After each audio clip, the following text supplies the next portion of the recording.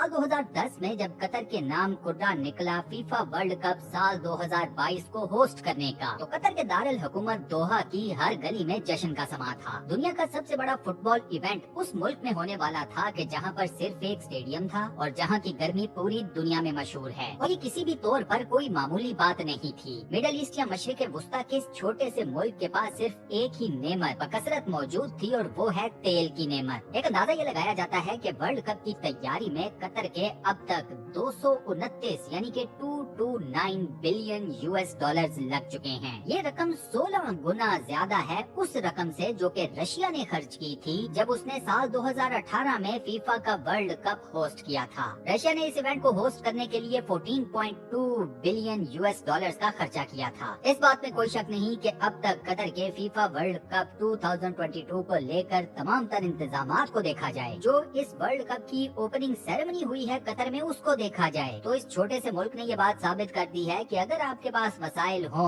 तो एक छोटा सा मुल्क भी एक बड़े ही मेगा किस्म के इवेंट को बड़े इजीली मैनेज कर सकता है। आज की स्पेशल वीडियो में मैं आपको बताऊंगा कि कतर ने फुटबॉल वर्ल्ड कप के लिए कितने नए स्टेडियम्स बनाए, ये स्टेडियम्स कैसे तामीर किए गए, इन स्टेडियम्स में शायकीन को क्या क्या सहूलियात फराहम की गई हैं, कतर ने इन स्टेडियम्स और इनसे मुल्हिका तमाम इलाकों को कैसे डेवलप किया, प्लेयर्स और ऑफिशियल्स के लिए क्या क्या सहूलियात दी गयी, और कैसे कतर ने बेतहाशा दौलत खर्च करके फुटबॉल के वर्ल्ड कप को होस्ट करने की एक नई तारीख रकम कर दी है। ये वीडियो बेहद मजेदार होने वाली है। इस वीडियो को शुरू से लेकर आखिर तक पूरा जरूर देखिएगा। तो चलिए शुरू करते हैं।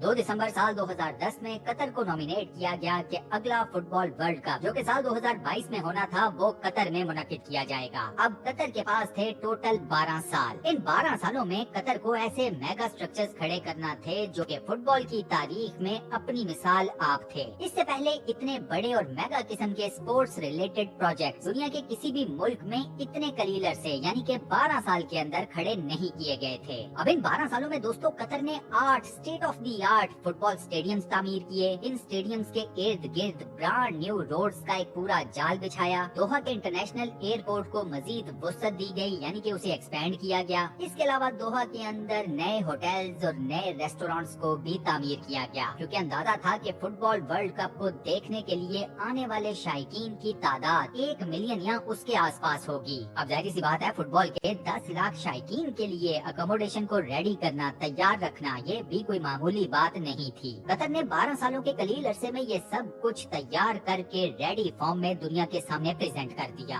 कतर की हुकूमत ने कभी भी इस बात का ऐलान नहीं किया या यूं कह लीजिए कि उन आदादो शुमार को नहीं माना जो कि हमें ये बताते हैं कि कतर के टोटल 229 बिलियन US डॉलर्स खर्च हुए हैं फुटबॉल वर्ल्ड कप के तमाम तर इंतजामात को रेडी करने में। अलबत्ता ये बात जरूर है कि कतर की फाइनेंस मिनिस्ट्री ने या यूं कह लीजिए कि कतर के फाइनेंस मिनिस्टर ने इस बात का इकरार किया है कि कई सालों तक कतर की हुकूमत इन तमाम प्रोजेक्ट्स में वीकली बेसिस के ऊपर यानी कि हर हफ्ते 500 मिलियन US डॉलर्स इन्वेस्ट करती रही है। स्टेडियम्स की तामीर में सबसे ज्यादा खर्चे वाला काम था स्टेडियम्स का कूलिंग सिस्टम। तमाम 8 स्टेडियम्स में सेपरेट कूलिंग सिस्टम्स को इंस्टॉल किया गया। इन कूलिंग सिस्टम्स को लगाने की वजह से हर स्टेडियम का खर्चा या यूं कह लीजिए कंस्ट्रक्शनल कॉस्ट वो तकरीबन ट्रिपल हो गई थी। फुटबॉल के स्टेडियम के अंदर खिलाड़ियों और शायकीन के अलावा ग्राउंड के अंदर जो घास मौजूद होती है उसे भी कूलिंग सिस्टम रिक्वायर होता है, यानी कि घास को भी ठंडा रहने के लिए कूलिंग की जरूरत पड़ती है। कतर के इन तमाम फुटबॉल स्टेडियम्स में जो घास लगाई गई है वो भी कोई आम घास नहीं है। ये घास कतर के अंदर ना तो उगाई गई और ना ही कतर के अंदर इसको तैयार किया गया। ये घास अमेरिका के अंदर स्पेशल नर्सरीज में तैयार की गई या यूं कह लीजिए उगाई गई। अब चूंकि ये तमाम प्रोजेक्ट्स मेगा प्रोजेक्ट्स थे, बड़े प्रोजेक्ट्स थे, लिहाजा इन तमाम प्रोजेक्ट्स को तामीर करने के लिए वो भी with in the time limit Qatar को एक बहुत बड़ी लेबर की भी जरूरत थी। इन तमाम मेगा प्रोजेक्ट्स के लिए कतर ने लाखों की तादाद में मजदूर हायर किए। मेनली ये मजदूर हायर किए गए इंडिया, नेपाल और बांग्लादेश से।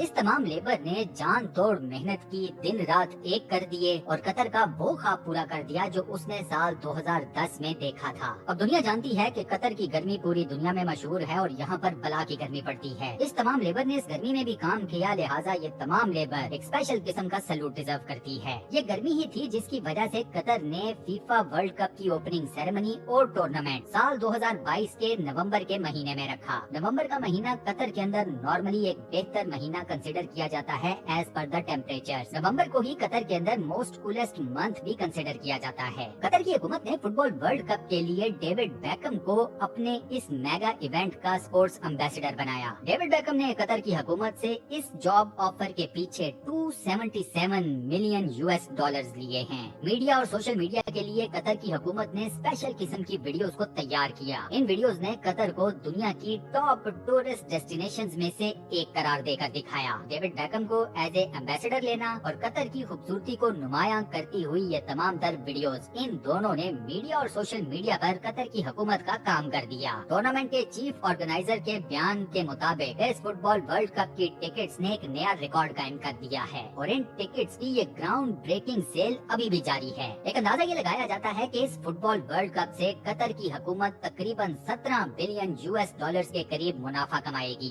कतर की हुकूमत के पास इस वक्त होटल रूम्स की तादाद है तकरीबन 30,000 के करीब। इन 30,000 रूम्स में स्पेक्टेटर्स, प्लेयर्स और ऑफिशियल्स को एडजस्ट किया जाएगा। इसके अलावा 2 मेगा साइज क्रूज शिप्स में भी कमरे बुक किए गए हैं शायकीन, प्लेयर्स और ऑफिशियल्स के लिए। इन दोनों क्रूज शिप्स में तकरीबन 10,000 लोग अकोमोडेट किए जा सकते हैं। Apart from all this, Qatar की हुकूमत ने अपने तमाम मुकामी लोगों से भी ये अपील की है कि वो अपने घरों को रेंट आउट करें। फुटबॉल के शायकीन से रेंट लेकर अपने घर इन शायकीन को दिए जाएं, जस्ट टू मेक श्योर कि किसी भी फुटबॉल फैन के लिए कतर के अंदर अकोमोडेशन का कोई प्रॉब्लम ना हो। इसके अलावा फुटबॉल के कई शायकीन ऐसे हैं जो कि कतर में स्टे नहीं कर रहे बल्कि कतर के पड़ोसी ममालिक में अपना स्टे रखे हुए हैं। ये शायकीन स्पेशल शटल फ्लाइट्स के जरिए कतर आते हैं मैच देखने और मैच देखने के बाद वापस अपनी डेस्टिनेशन की तरफ इन्हीं शटल फ्लाइट्स के जरिए फ्लाई कर जाते हैं। और तो और दोस्तों, कतर के सहराओं में इन फुटबॉल के शायकीन के लिए स्पेशल किस्म के खेमों के शहर भी आबाद किए गए हैं। फुटबॉल के कई फैंस तो ऐसे हैं जो कि इन खेमों में रहना ज्यादा प्रेफर कर रहे हैं। फुटबॉल वर्ल्ड कप से रिलेटेड कतर के इंतजामात की बात की जाए तो वो मैचलेस हैं और उसमें किसी भी किस्म का कोई नुक्स अभी तक हाईलाइट नहीं किया गया। फीफा ने भी कतर के तमाम तर इंतजामात की बेपनाह तारीफ की है। इस इवेंट को लेकर कतर के ऊपर जितनी भी सोशल मीडिया के ऊपर आपको तनकीद नजर आती है, मेरे नजदीक वो सिर्फ इस वजह से है कि मिडिल ईस्ट के एक छोटे से मुल्क ने, जो कि एक मुसलमान मुल्क है, और इन लोगों के लिए सबसे ज्यादा प्रॉब्लम इसी बात में है कि एक छोटे से मुसलमान मुल्क ने इतना बड़ा मेगा इवेंट कैसे होस्ट कर लिया। और वो इवेंट इस वक्त कामयाब भी करार दिया जा चुका है। मुसलमानों की कामयाबी इन लोगों से एक मर्तबा फिर ना तो देखी जा रही है और ना ही इन्हें हजम हो पा रही है। और इसी के साथ हम अपनी आज की इस वीडियो को यहाँ पर करते हैं दी एंड। दोस्तों, आज की ये वीडियो आपको कैसी लगी, वॉइस ओवर कैसा लगा, मुझे नीचे कमेंट सेक्शन में जरूर बताइएगा। वीडियो को बंद करने से पहले आपसे एक छोटी सी रिक्वेस्ट, और वो ये कि अगर आपने अभी तक हमारे इस चैनल को सब्सक्राइब नहीं किया हुआ तो बराए मेहरबानी चैनल को सब्सक्राइब जरूर कर लें और साथ बने हुए बेल के आइकन को लाजमन प्रेस कर दीजिएगा।